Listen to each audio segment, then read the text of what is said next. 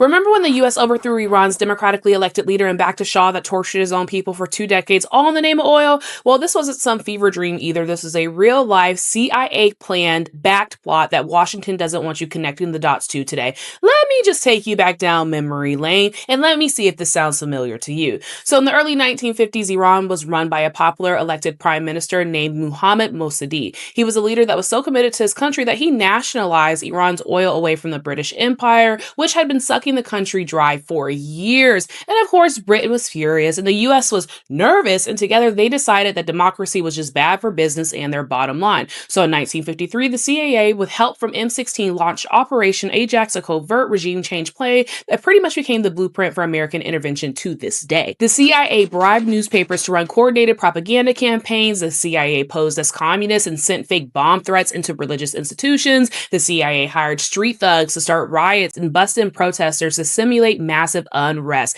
And in just 4 chaotic days in August, they toppled Mossadegh's government and handed power back to one man, Shah Mohammad Reza Pahlavi. And the Shah wasn't just a king, he was America's favorite kind of king. Pro-Western? Check. Anti-communist? Check. Willing to give Western oil companies a deal that screws his people over? Check. Keep people in line with a secret police willing to torture and kill? Check. And to stay in power, the Shah built one of the most brutal secret police forces in the world, Savak. Trained by the CIA and Israel's Mossad, Savak became known for torture, mass arrests, and executions. Students, journalists, poets, political activists, anybody who dared criticize the Shah or America disappeared into prisons where they faced beatings, electric shocks, and execution. And for 26 years, the Shah ruled with an iron fist, all while being held in Washington as a modernizer and a democratic ally. He bought billions in American weapons. He crushed any whisper of dissent. He made sure Iran's oil kept flowing to the West. But here's the thing.